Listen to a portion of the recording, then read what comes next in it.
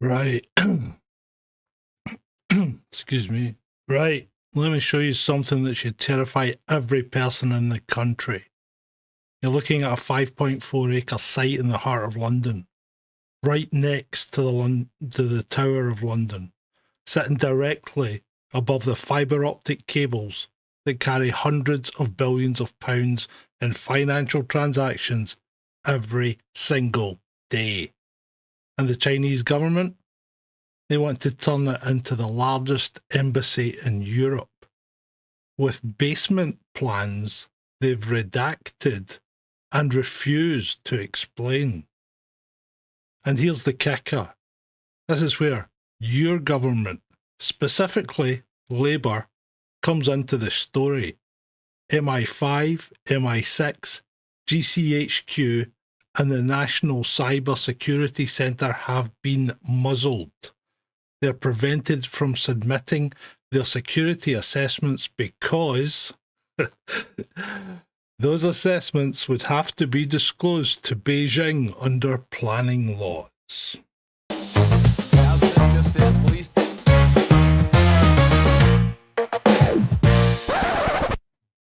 Well, here we go. All right, thank you for joining me tonight. I'm Sergeant Grumpy, 20 years in the force, retired as a sergeant. I've investigated everything from petty theft through to organised crime, and I've learned one fundamental truth. Follow the evidence, trust nothing, and always ask, who benefits? Qui bono? Today's investigation, this is OSINT work, open source intelligence. Everything I'm about to show you comes from the public records, government documents, media reports, and freely available sources. No secret sources, no trust me bro nonsense, just methodical, standard police work applied to publicly available information. And that's what information reveals. Well, either it's the most spectacular failure of government oversight in modern British history, or it's something far more sinister. So, good evening to the chat room. If you want to chat, you just need to be a member. Remember, all you need to do is subscribe. That's all you need to do. No fees needed, no times waiting. Just subscribe and you can chat straight away, vertically or horizontally. So let me lay out the basics before we dive into the evidence. In 2018, the Chinese government paid 255 million. 255 million for a site. Sorry. For a historic site called the Royal Mint Court. That's where Britain made its coins for over 160 years. The site's got 670 years of documented history, protected heritage status, and it sits in one of the most strategically sensitive locations in London. They want to build a 65,000 square foot metre embassy. That's 24 times. Excuse me a second. I forgot to turn the slides on for the chaps on the vertical. There you go. That's 24 times larger than the current embassy on Portland Place. It would house 225 staff residencies, cultural centres, and here's where it gets interesting, extensive underground facilities.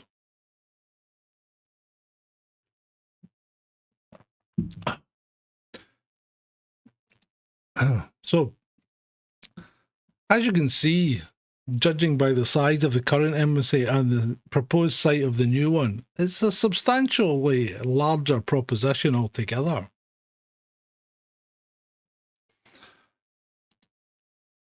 And this is where it is in relation to the Tower of London.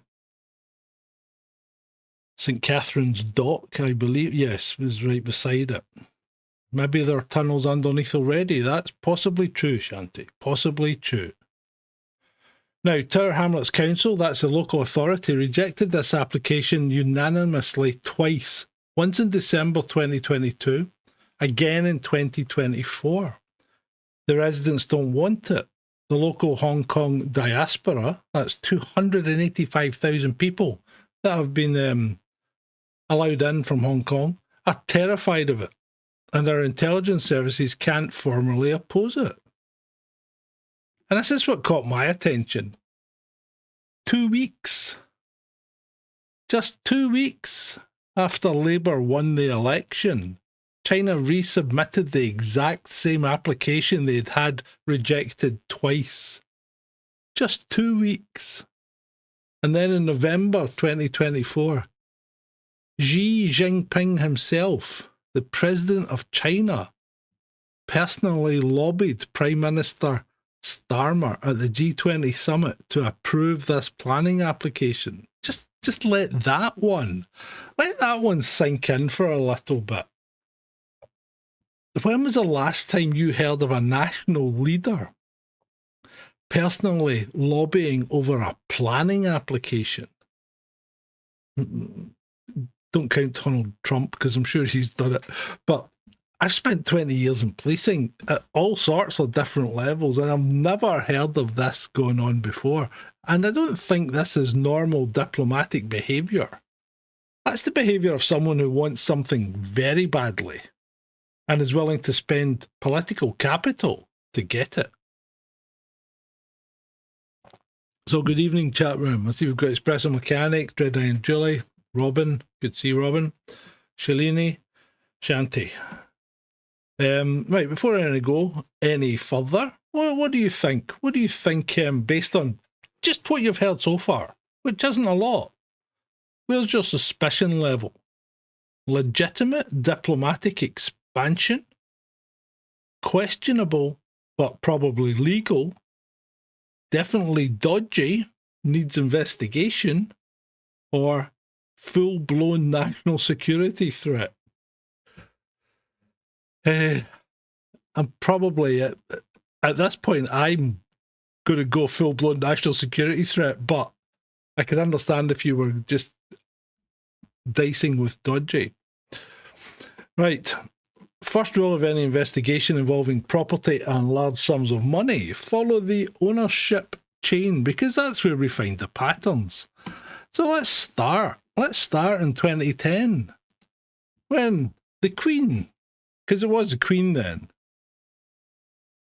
the Crown Estate, owned by the monarch in the right of crown, sold this site off in an off-market transaction for £51 million to a company called DV4. DV4. I'd never heard of them. But DV4 real estate asset management is is registered in the British Virgin Islands. Classic offshore structure. And DV4 is wholly owned by a company called Delancey, which has been backed by a certain George Soros since 1998. Now, this sale, and it was kept a confidential secret until 2010, and that's unusual for a public asset disposal. You'd expect transparency, public bidding process, scrutiny, instead of off-market, confidential, offshore entity. Now, Delancey is another real estate asset management company based in Europe. So, the firm has been involved in high-profile projects such as the redevelopment of London's Olympic Village and a 2011 joint venture with Qatar, where they acquired 1,400 apartments for $557 million and the conversion of the Olympic Broadcast Centre into a tech hub. Other notable investments include the 2020 acquisition of Royal Mint Court from the Crown Estate and office buildings like 6 Chesterfield Gardens in 2003. The company has faced controversy, including its role in the 2005 sale of UK Inland Revenue buildings to the Bermuda-based Mapley, in which it held a stake. Criticised for misleading claims about the buyer's UK status and the appearance in the Panama Panama Papers, and we'll come back to them at a later date. Now,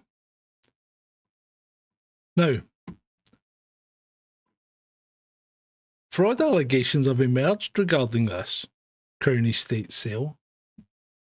I've seen references to these allegations in multiple sources, but I have to be honest with you, I haven't found official investigation findings published. So credibility rating has to be medium-low on the fraud angle specifically. But the pattern is established: offshore entities, confidential sales, unusual process.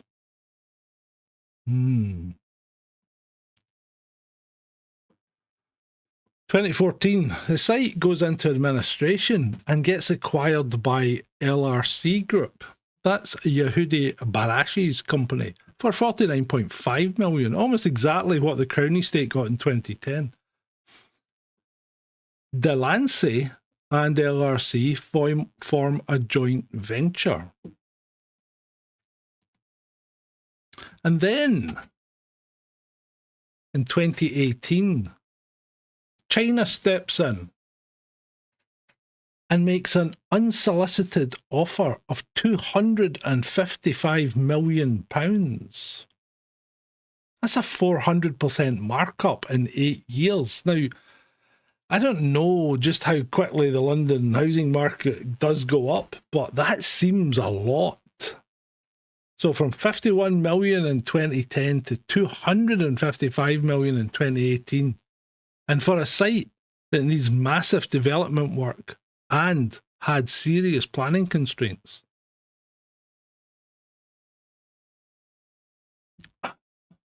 Why would China pay such a premium for a site with known planning difficulties? Why is this specific site when there are other large sites in London that are better access, less problem, more planning likelihood? And why the urgent timeline and high-level political pressure?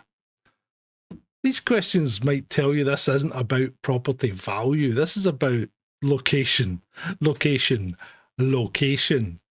But not in the real estate sense, in the intelligence gathering sense. So both Delancey and George Soros appear in the Panama Papers, revealing extensive offshore financial structures. Now, that doesn't prove anything illegal. Plenty of legitimate businesses use offshore structures. But it does raise questions about transparency in the property chain leading to Chinese acquisition. The ownership chain facts are high confidence. We know this happened. Multiple sources, company records, press releases confirm the transactions. The suspicious nature, that's circumstantial due to the location, but it is compelling. Right, let's move on from questionable property dealings to clear national security threat. And this is where the Labour government's behaviour becomes, well, let's just say it becomes highly suspect. So this is the redacted areas of the basement. So the Chinese embassy submitted a planning application with basement areas completely blacked out. No explanation, just security reasons.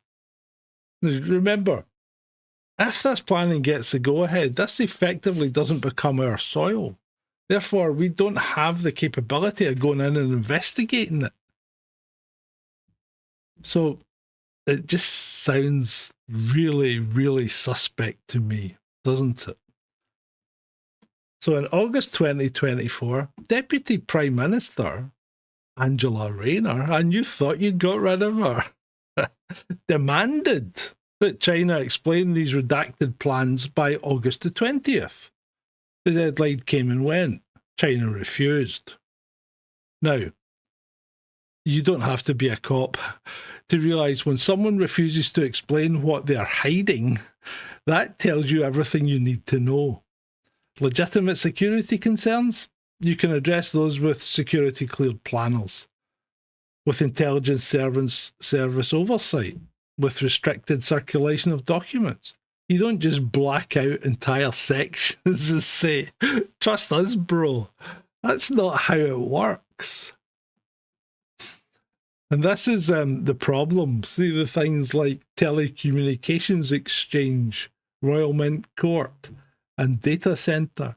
So billions of transactions travel underneath Royal Mint Court into Canary Wharf from the data center and the telecommunications and the hubs.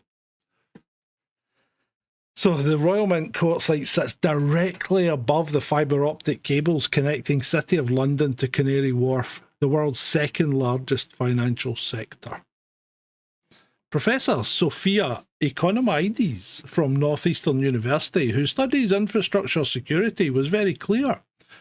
It's very easy to tap into those cables, and it won't be detected. Sir Richard Dearlove, former head of MI6, and we're not going to call him a conspiracy theorist, warned that the Chinese could link into cables and listen to everything. And the Canadian Security Intelligence Service, is that an oxymoron? Confirms that the embassy location creates opportunities for fibre cable tapping, requiring, and this is the thing, that requires on-site physical access.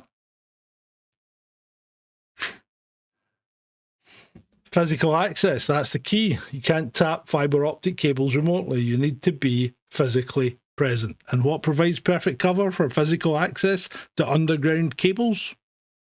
Embassy basements protected by diplomatic immunity. So, where would we put the table tapping concern in the scale of 1 to 10? Conspiracy theory nonsense?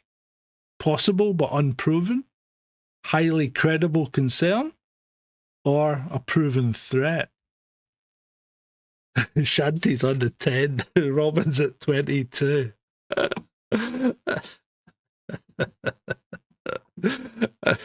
I agree. I've got to agree. I think it's not necessarily proven. They haven't done anything yet. And we don't have surveillance footage of Chinese engineers installing the taps, but the capability is confirmed by multiple expert sources. The opportunity is established by the location, and the intent is suggested by the refusal to explain basement plans. So, high confidence on the capability and opportunity, medium confidence on active intent. Circumstantial, but compelling. And we do know Xi, Robin, we do. He would do it. He would do it. He wouldn't tell you he was doing it, but he'd do it. And then there's a strange underground tunnel. The planning documents reveal an underground tunnel connecting the main embassy house to a separate building. Why? What's the purpose? China won't say, and the plans are redacted. These aren't the actual plans, these are just blueprints. Lord Banner QC, ranked to number 2, are ranked in the top 2 silks in the Planning Law Survey of 2024. Lord Banner QC has issued a legal opinion stating that approval would be unlawful without full disclosure of these plans. So a senior legal expert is saying that approving this would break the law, and yet the government is seriously considering approval.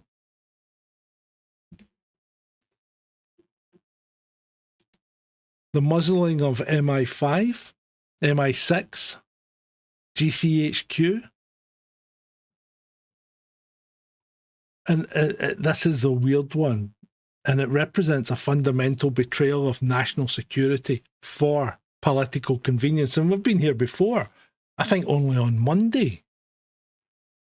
So MI5, MI6, GCHQ and the National Cyber Security Centre, Britain's intelligence and security services, have been prevented from submitting evidence about security concerns regarding this embassy. Why? Because under planning law, any evidence submitted would have to be disclosed to Beijing. So our intelligence services can't warn us about Chinese security threats because warning us would mean telling China what we know about their operations. Well, that seems a bit silly, doesn't it? Hi, Joy.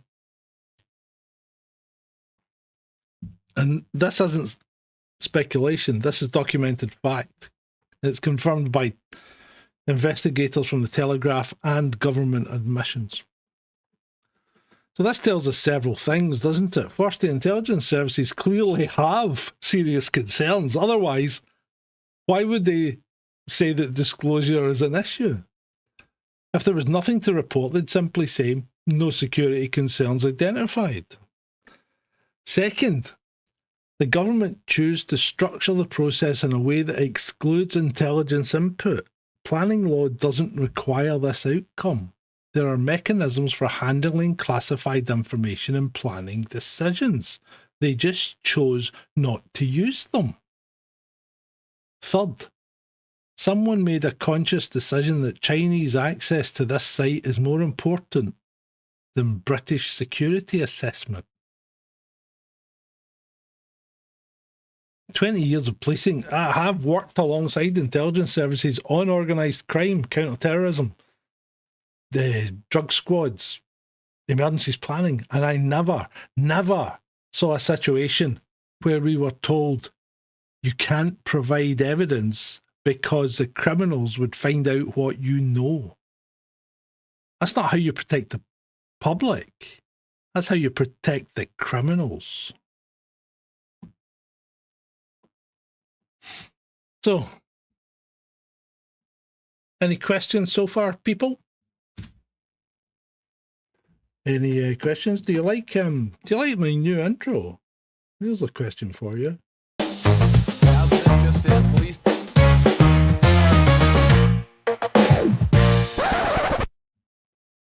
Did you like that? Is it any good?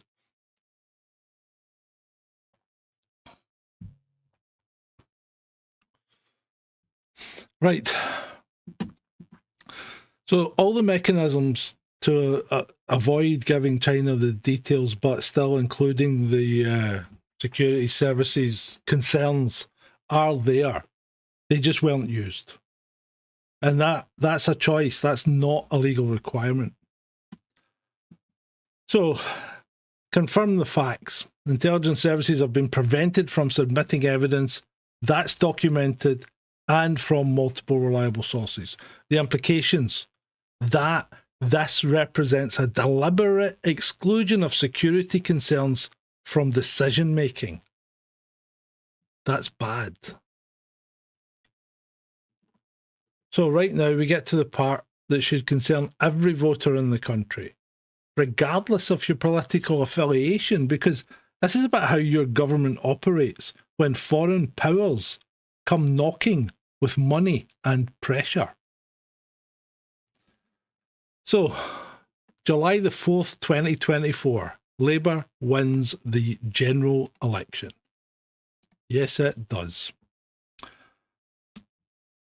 China resubmits the identical planning application that had been rejected twice by Tower-Hamlets Council. 12 days on July the 16th, 12 days between Labour taking power and China resubmitting. China. Now, when you see that kind of timeline correlation, you ask, was there communication before the election? Did someone give assurances? Was there a backhander? Possibly. Because you don't resubmit a twice rejected, highly controversial application for a £255 million site that's going to cost you substantially more than that to develop, unless you have a reason to believe that the outcome's going to be different this time.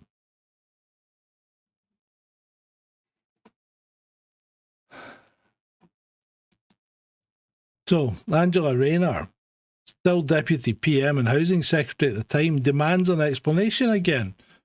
That was the deadline of August the 20th. No deadline was met. China ignored it. No consequence. No consequence to China. October 2024, Rayner calls in the application for ministerial decision.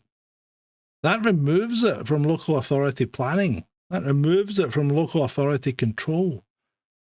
So it's sometimes necessary for nationally significant developments, things like submarine bases, nuclear weapon stores, arms dumps, army training camps, maybe things like that. But tower-hamlets had already rejected this unanimously. And the ministerial call-in meant overriding local democracy. So, now,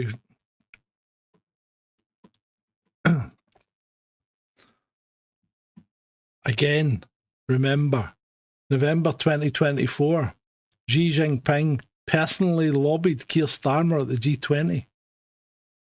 You build my embassy. You we give you good food. Sorry. I am an equal opportunity mocker. But this is unprecedented. The President of China personally lobbying the UK Prime Minister about a planning application? And think about what that means. Xi Jinping has slightly more important things on his plate than one embassy planning application, surely. The fact that he raised it personally tells you this is a strategic priority for the Chinese state. And going on what we said on Monday, almost certainly tells you that China is a clear and present threat to the national security of this country. So why would we entertain this? Why would we entertain it? January 2025, the Metropolitan Police, which had objected to the embassy for years, citing public safety concerns, mysteriously withdraws its objections. Why? After reviewing a study on protest capacity, a study that appears to have been funded by China. Now, I must caveat that the funding source for that study isn't definitively proven in the sources I have, so I've got to give it a credibility confidence rating of medium on that Chinese funding claim. But the timeline and the reversal, those are facts. Right, people. Detective's Corner. If you were investigating this case, what questions would you ask next? What do you think? You got anything you would ask? Follow the money to Labour Party donations? Maybe. Check if any MPs have Chinese connections? There's a good one. Look at who benefits from the approval. Who's paying who? Good one, espresso mechanic. Yep. Right, okay, let's carry on then. So, the Hong Kong angle. So, the next section deals with human rights and the transnational repression. And I want to be very clear, this isn't abstract policy debate. These are real threats to real people living in the UK right now. Why? Because they've already experienced Chinese surveillance and intimidation on British soil. They are terrified of this embassy. There's 285,000 Hong Kongers living in London. They fled Chinese control after the national security crackdown, and they are terrified. There's a £100,000 bounty notice on Hong Kong activists living in the UK. £100,000 for information leading to their delivery to the Chinese embassy. Delivery, not arrest, not prosecution, just delivery. Kind of transporterish, isn't it?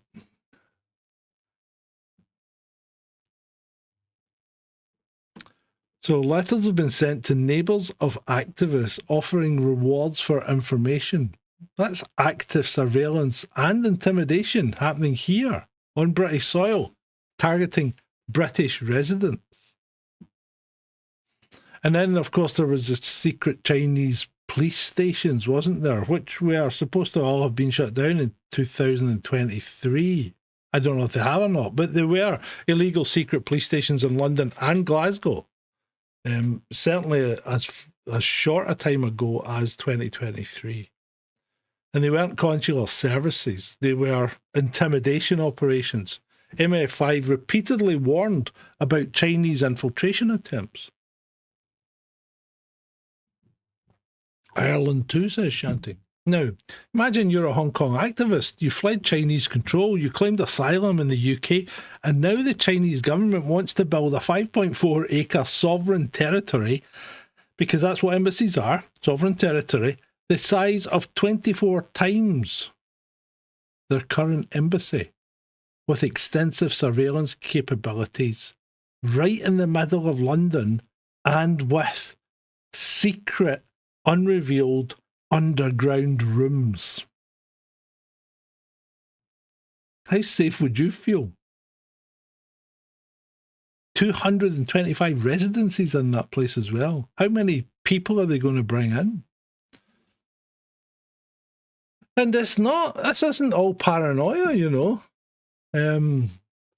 This is Christine Lee. And the Christine Lee case proved that Chinese agents infiltrated Parliament. She donated £500,000 to Labour MP Barry Gardiner. She was officially warned by MI5 as a Chinese agent. And that's documented. Chinese intelligence operations targeting British political figures are not theoretical. They are proven. So, Christine Ching Ki Lee. And there's a thing to bear in mind. If you're ever having to deal with Chinese, forget their English name. That means nothing. That's just it's a mere bagatelle, you know. They just use it to make them seem like they've blended in. But the Chinese all have three names. They have a given name, a chosen name, and a family name. And if you ask them for their three names, they will be surprised and reluctantly give you them.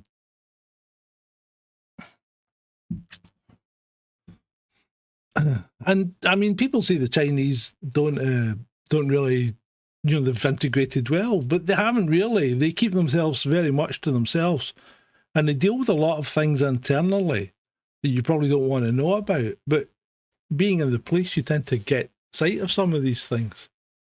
So the Chinese certainly aren't as what would you say? I don't know. What would you say? They keep themselves to themselves. They don't really involve other people if they can avoid it. They really try and not. This is Barry Gardiner, isn't he a lovely chap? £500,000 to Barry Gardiner. Donated £500,000. Anybody wants to donate something to me? Feel free. Coffee.com/Sergeant Grumpy. All donations appreciated everywhere and every time. Right. Should the Hong Kong people's security concerns be a factor in the embassy decisions? You know, we allowed them in because these people were being persecuted under Chinese rule after we gave Hong Kong back. Hong Kong was our colony. Were the people that lived there effectively British? They were. I mean, I lived in Hong Kong. Certainly when I was in Hong Kong, it was very much under British rule. And it was a little bit of England in a foreign land. So, what do you think? Robin, I think, says no. £1 per Chinese person.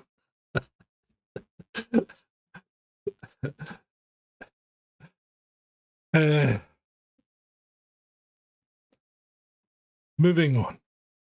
So where does this put us right now? So the public inquiry into this was held in February 2025.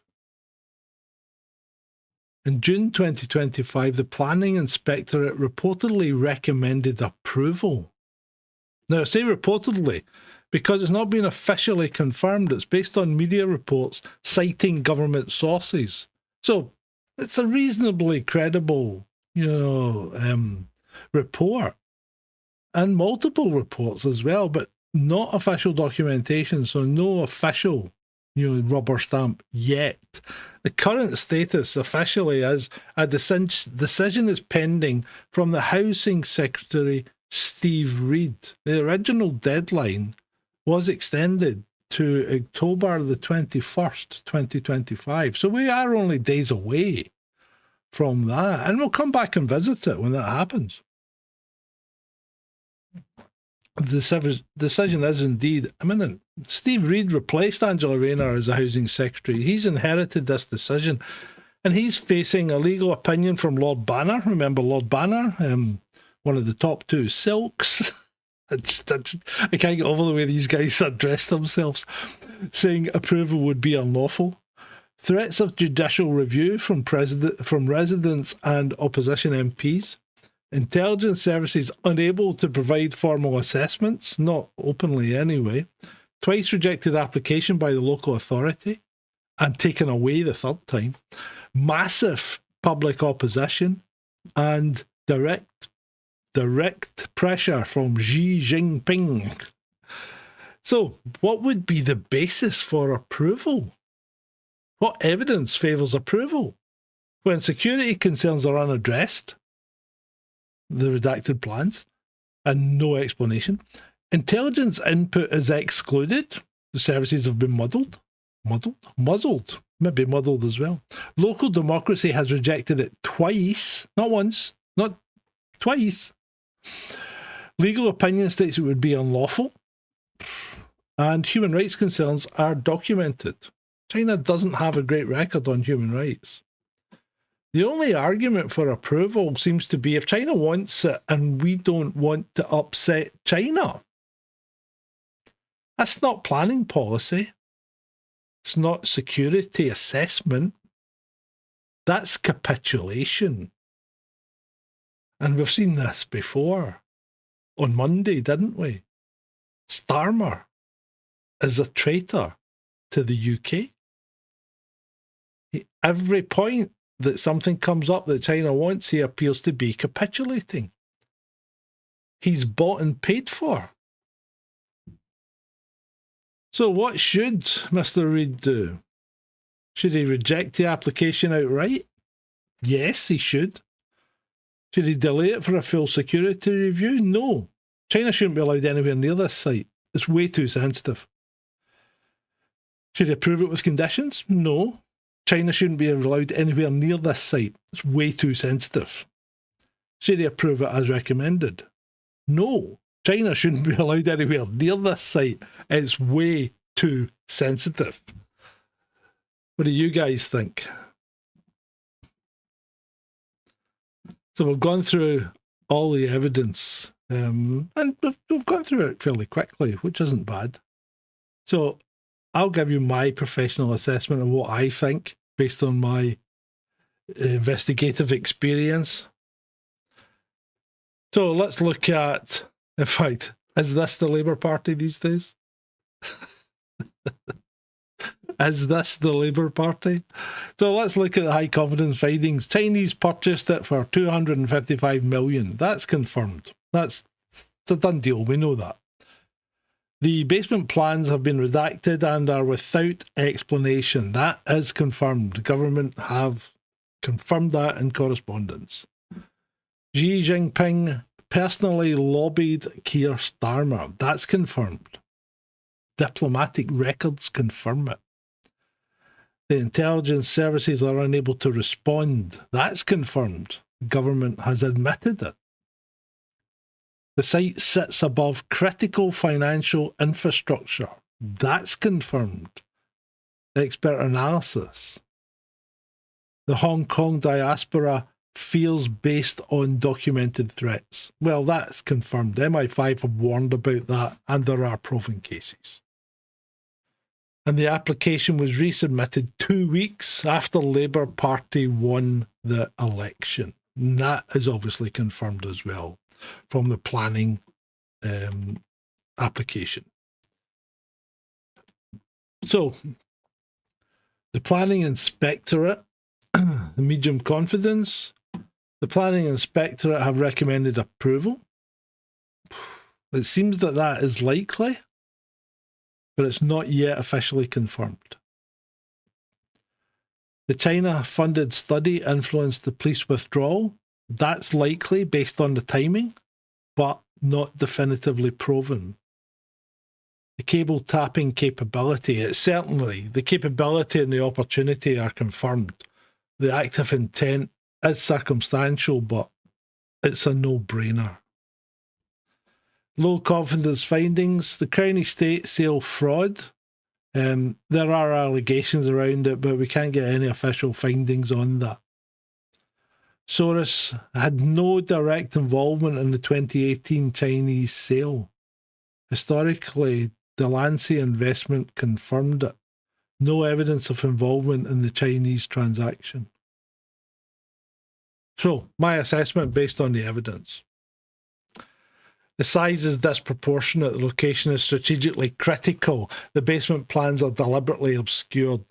The timeline shows political coordination, the intelligence services are excluded, the local democracy is overridden, and the human rights implications are severe, particularly for the local Hong Kong diaspora. Could it be just an embassy? Possibly, but Occam's razor with a twist. The simplest explanation that accounts for all the suspicious behaviour is that this facility is designed for intelligence gathering and surveillance operations beyond normal diplomatic functions. Now, does that mean it's a spy dungeon? Well, I can't prove it with the evidence available, but here's what we can prove. The British government is proceeding with approval despite not knowing what's in the basement. Would you buy a house without knowing what's in the basement or the loft? The intelligence services that do know the threats can't tell us. Labour rushed the process after taking power. China applied unprecedented diplomatic pressure, and every security check that should have happened was either blocked or bypassed. From an investigative standpoint, that pattern of behaviour is not consistent with legitimate process. That's consistent with a fix. So, and specifically regarding Labour's role, which we're focused on a little bit here because it is major, the timeline is damning. 2 weeks after election, resubmission. Police withdrawal after years of opposition. Intelligence services muzzled, local democracy overridden, ministerial call-in despite clear rejection by the local authority. Either Labour is spectacularly naive about Chinese intelligence operations, which, given the Christine Lee case, MI5 warnings and secret police stations, would be inexcusable ignorance, or they've made a political calculation that Chinese economic relationship is more important than national security. Neither option is acceptable.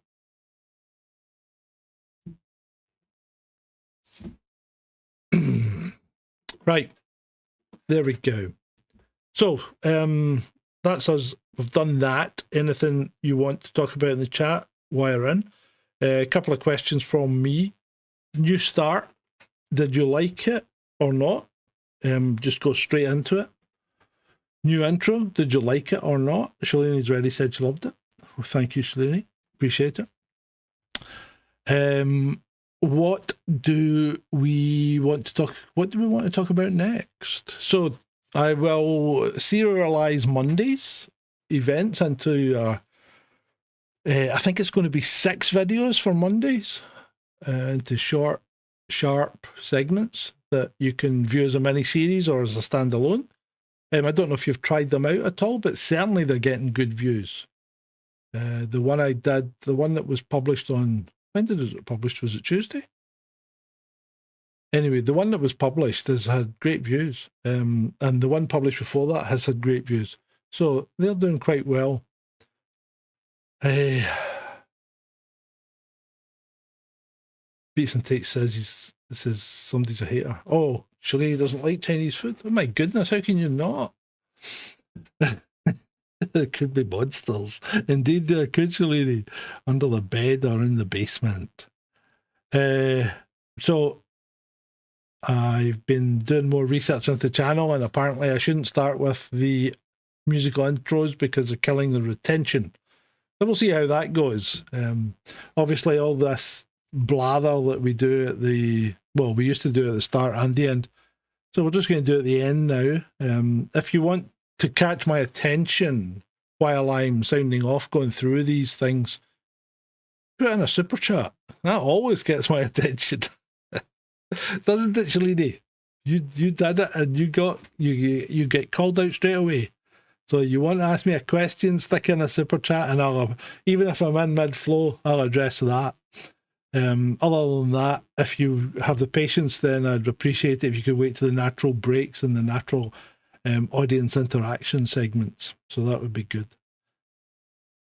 So what happens if it's approved? What happens if this is approved? You get 5.4 acres of Chinese sovereign territory with an unknown underground capability. Diplomatic community protection sitting on critical financial infrastructure in the middle of a 285,000 strong Hong Kong diaspora community that's already being threatened. Best case scenario, some really big embassy. Worst case, becomes a surveillance and intimidation hub that we can never inspect because of diplomatic immunity.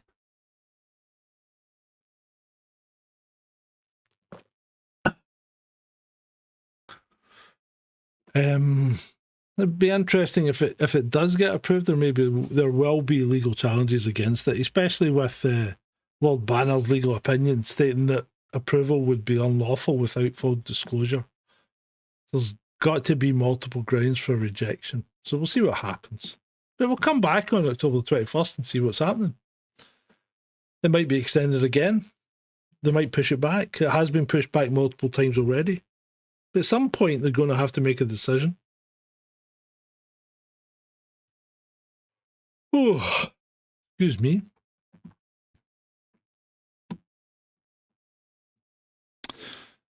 Is there precedent for rejecting foreign embassy applications? In fact, most countries maintain significant control over embassy locations, their size and their capabilities. The US Embassy in London went through extensive security review. The difference here is the exclusion of security input, not the scrutiny itself. There's no security input into this one. Could MI5 leak their concerns? There's a good question, isn't it? That would be illegal.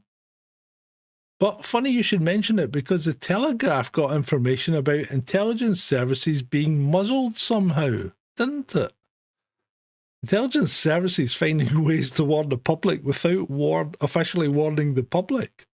Kind of happens.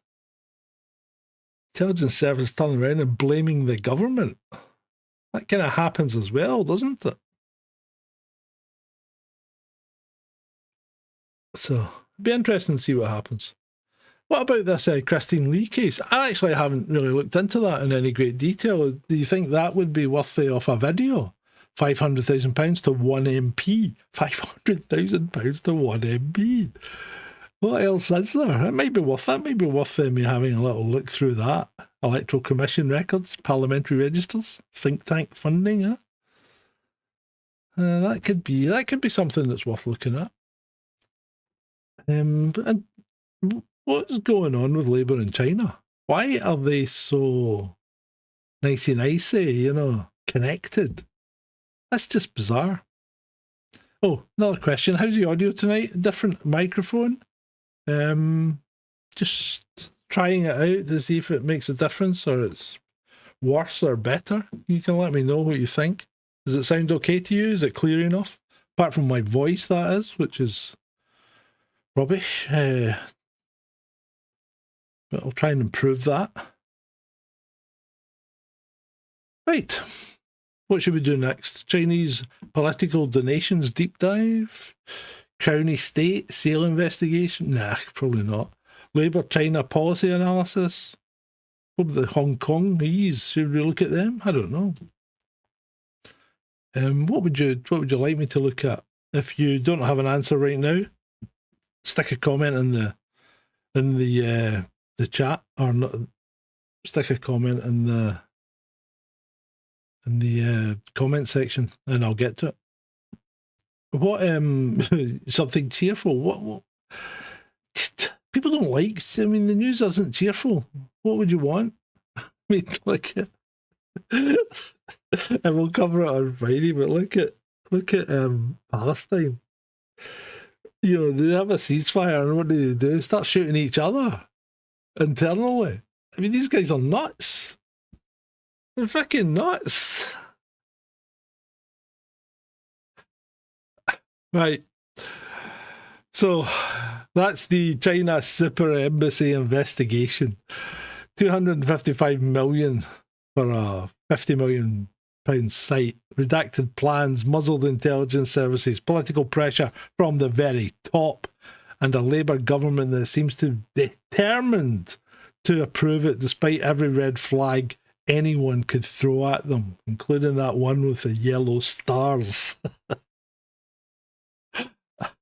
The evidence is public, the sources are documented, the timeline is damning, and the decision is imminent. We've done our job. We've laid out the facts, assessed the credibility, connected the dots. Now it's over to you. Share the investigation. Contact your MPs. Demand transparency, and pay attention to what your government does in the next few days. Because if they approve this without addressing the security concerns, without explaining the basement plans, without intelligence input, then you'll know exactly where their priorities lie. And it's not with British national security. Because Hatchie, you're in just too late, mate. I'm just about to close this down. So if you found this investigation valuable, hit subscribe.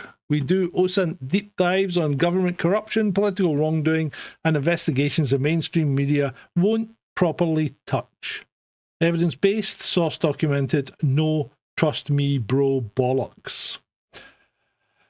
Follow on for social media for updates on the case. I'll post immediately when the decision drops, obviously, and we'll do a follow-up stream analysing what happens next. Remember, sgt-grumpy.com has most of the documentation. It's a bit behind at the moment, but we will get there. If you've got any leads, documents, or information on related cases, contact details in the description or on sgt-grumpy.com. Former police, current investigator. I know how to handle sources. I'm not going to tell anyone who sent me what. Nobody's going to find out. Not from me. Stay skeptical, trust evidence, not politicians, and remember, they count on you not paying attention. Don't give them the luxury. Right. Cheers, guys. It's hump day. I hope it's been good to you. We'll see you either tomorrow. Well, we'll have something for you tomorrow. And we'll definitely see you on Friday night. So, take care.